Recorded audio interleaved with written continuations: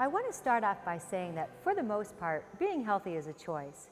When sickness and disease comes rearing its ugly head, it is most times not by random order that it was your turn to get sick or become obese. As if you were an innocent victim and suddenly out of nowhere you fell ill or gained excess weight, or that your illness is due to your family genes or it being hereditary. All too often we look to blame others when in many and most cases we ourselves had a major part in the cause of our sickness, disease, and weight gain. Today we're going to be honest with ourselves and take a good look at food, the third most important need of our body. I want to start out by sharing a bit of my own story and how I played the victim and the blame game towards ill health. I suffered as most with colds, flus, and the all too common stomach and headache regimen. It was not uncommon for me to take a few aspirin to silence a headache, as I saw most around me do. I blamed my constant heart palpitations on my parents. My mother had a background of heart disease, and my little sister was born with a heart defect. I naturally assumed that we were caught in this situation simply because of random selection. It never occurred to me that I could possibly have anything to do with the fact that my heartbeat was erratic and that the migraines that I suffered from may possibly be by my own doing. I would soon discover that I had a major influence over my own health. I'm going to share with you how food and health walk very closely indeed. The first thing that we're going to ask ourselves is a question: what is food? Simply put, food is something that nourishes, sustains, or supplies. Food will nourish you, food will sustain you, and food will supply you. You might say, supply you what? That's what we're going to address when we take a look at what we consider to be food or not food. As you already know, we're applying the model of nutrients minus toxins equals health, or the simplified version, good stuff in, bad stuff out. As you and I know, most people associate health to good eating habits and exercise. As you're learning, there are other as valuable, if not more important areas of our life that truly equate health. But when it comes to food, I want us to adopt another very simple principle that will help us in making decisions towards what we will choose to put into our bodies. It is live food or dead food. This will help you when you think about food and are deciding what to buy or prepare for when you're going to eat. You will want to ask yourself this simple question: are you live food or dead food? Do you supply me life or death? You may ask, Zena, what do you mean? Let me give you a little illustration. Now, I don't know about you, but when I was a little girl, I used to make apple face dolls. I would begin cutting into this nice, fresh, plump apple to design the makings of my apple face doll. I remember my mom helping me to make the little outfits that would go on my stick figure to create the whole woman, outfit and all. I'd make a little apron to prepare for this spinster of a gal. I was always amazed, and I would watch my beautiful, opaque, fleshed apple dolly within a matter of days turn into a tarnished, wrinkled old woman. Little did I know back then that I was actually seeing firsthand something that was once very much alive was before my very eyes dying. You see, that fresh, vibrant apple was alive, and once taken from the tree, placed in my home and cut by my paring knife, thus began the process of dying. An apple is a living food, and if we eat this living food, it will provide us life. The apple, like any other fruit, is a live food. So let's go a little deeper. Having this knowledge about living foods will very well be a huge factor in helping you to discover your health and beauty from the inside out. Now, let's define living foods. Living foods are also known as raw foods. They are fresh, uncooked foods that haven't been heated above 106 degrees Fahrenheit. They've not been denatured by cooking them. We will discuss this in a moment. First, I want you to be able to picture what living raw food really is. Simply put, it is primarily based as plant food: fruits, vegetables, nuts, seeds, grains, etc. To make it even easier to visualize living foods would be to say, if it comes from the ground, it's raw plant food. These raw living foods provide our bodies with every vitamin, mineral, fat, protein, carbohydrate that our bodies need for life and existence. They even provide us with H2O. That's right, 100% pure water. Remember, the second most important need of the human body. Living raw food is clearly a very important part of our nutrient intake. Everyone would benefit from eating more of it. Combining a variety of vegetables and fruit not only will give you ample nutrients, but it also keeps your eating fun and far from boring. Raw foods have not been heated beyond approximately 108 degrees, by which heat denatures valuable enzymes, vitamins, and minerals, in essence, killing the food, and thus we would consider it to be dead food. Our body does not identify food that has been cooked as food. Again, if we apply the principle of nutrients minus toxins equals health, we would say this: the body sees living food as a nutrient. It sees dead food simply as a toxin, non-usable material for the body. Of course, the body will assimilate what living nutrients are still intact, but remember, as foods are cooked, the metabolic structure of the nutrients become deformed and are now recognized as toxins. Temperature determines life and death. Look at our temperature. When 104 degrees, scary. 106, untreated, death. At 107 degrees, our cells begin to die. At 108, the person is usually dead. We can see how food is denatured when we heat it at extreme temperatures.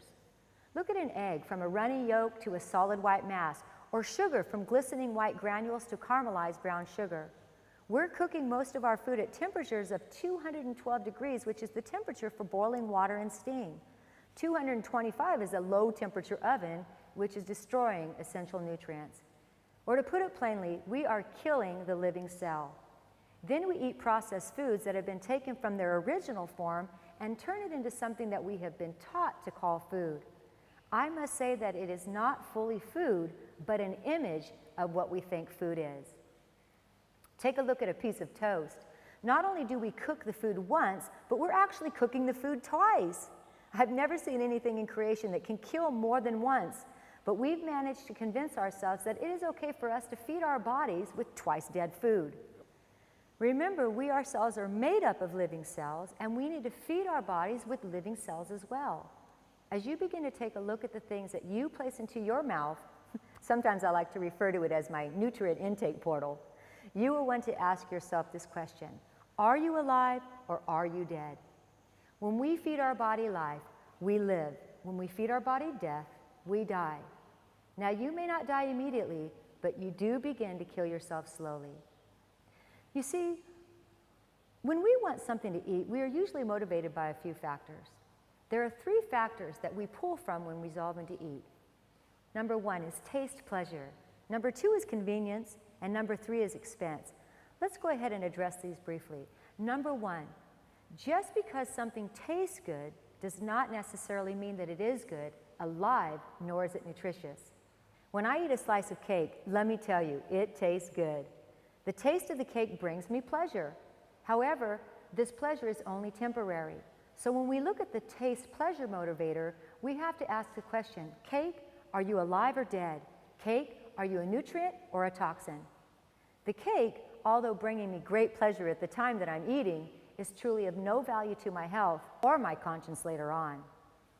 The cake has been made of bleached flour, refined sugar, milk, eggs, and salt, and those are just the primary ingredients. Then I take that processed liquid and place it into an oven for an hour to completely destroy it. After a while, I will spread some extremely sweet frosting over it and enjoy. Now, wait a moment. I might justify that by adding some fresh strawberries on top. Not. Now, am I telling you never to eat cake again? No. This is a decision that you have to make. What I'm encouraging you to do is to take a look at each thing that you're going to put into your body and be careful not to allow the motivator of taste pleasure to be your guide. You have a new guide now. That guide is nutrients minus toxins equals health. Our goal is to increase the amount of nutrients you're placing in, on, or around your body and decrease the toxins. I like to journal my nutrient intake throughout the week. This is another suggestion that I will make to you. Beginning today, start what I call nutrient intake. Get a journal and for 5 days journal everything that you place in your body. And I do mean everything. Food, water, breath mint, gum. If you smoke, cigarettes, alcohol, coffee, all of it. After the 5 days, go back and take a look at what was alive and what was dead. From there, you will see there's a ratio of what living things you've ingested and what dead things you've ingested. I have many people that I've worked with in the past that were of the understanding that they had a pretty healthy diet. After doing the nutrient intake, they realized that 80% of what they placed in their bodies was dead, non-usable matter.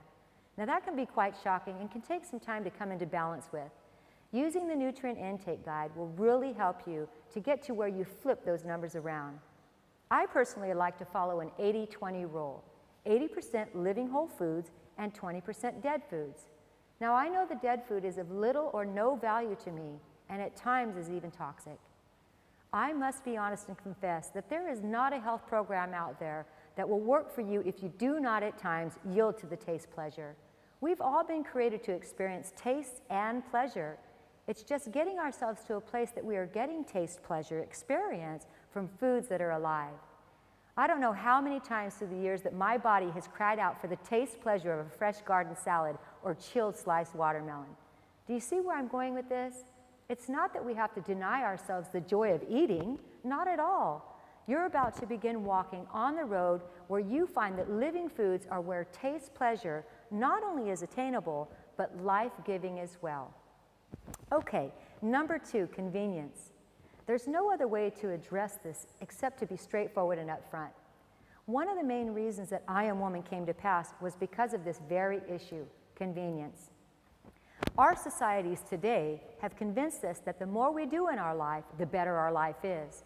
If we can pack into one day all of the things that give us pleasure, then we are really living. So what our societies have done is they've created convenience outlets. Fast food restaurants for a meal, quick drive-through kiosks for a coffee, shopping outlets for any little item that you need, even remote controls to zip through the commercials so that you can watch as much television as you can possibly fit in. Fast, fast, fast, convenient, convenient, convenient. You name it, there's probably a shortcut to it. However, our life and our health is not a shortcut. We don't need to shove a bunch of activities into one day that will, at the end of the day, leave us exhausted, unfulfilled, and ultimately in ill health. Taking care of you takes time. It's going to take some time to prepare your fresh fruits and vegetables. It's going to take time to prepare your healthful meals and exercise. It's going to take time to go out into the fresh air and take those deep, healthy breaths, remembering the number one need of the human body. Begin to ask yourself this question: is everything that I do all day a nutrient to the overall me, or is it a toxin? The principle of nutrients minus toxins equals health will now be forever one of your most faithful friends. Even today, after years of walking in overall health, I still apply this principle to my life daily. Some days I'm more challenged than others, and some days I'm right on track with myself. Over the course of your life, you will find that as you apply the principle, you will see your overall health increase, and you will truly say, I am woman. So as you plan to go to the grocery store, remember it's about quality, not convenience. It's about renewing your mind to believe and agree that it is more important for you to go for fresh whole foods instead of something quick. It's not about convenience, it's about health and the quality of your life. My dear friend, you are valued and you are valuable. You're not an inconvenience by any means, so take the convenience of your time and begin to apply it to you. You will begin to emerge as you discover your health and beauty from the inside out. Lastly, number 3, expense. Now I hear this quite often from people who want to make changes to their diet and lifestyle. They're quick to say healthy foods cost too much, and that's usually coupled with the comment about it taking too much time to prepare, but we've already crossed that bridge. They say that every time they go to buy fresh produce and natural health items, they are so expensive. Now there are some truths to this. I remember going into the health food stores and thinking, these people don't care about my health, they only care about money. There may be some truths to this, but it's not a given fact, and I had to adjust my thinking when I entered into places that offered me better eating options.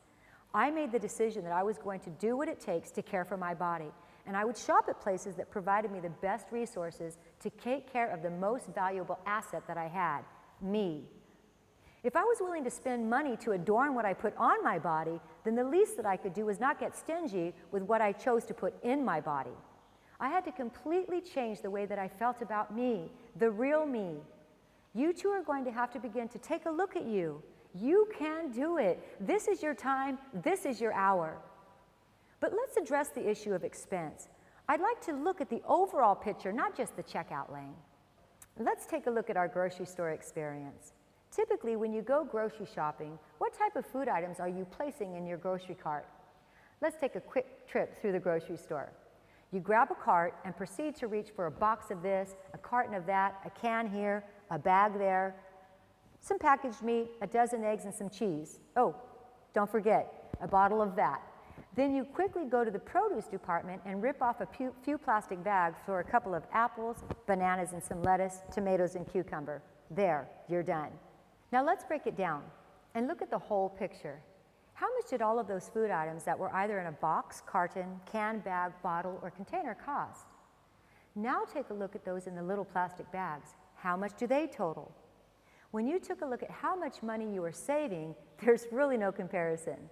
Not only are you going to save money in the long run, but you will save time as well. In time, you will avoid most of the aisles in the grocery store because you simply have no need for them. This is also a great time for you to pull out your journal and do a nutrient intake evaluation.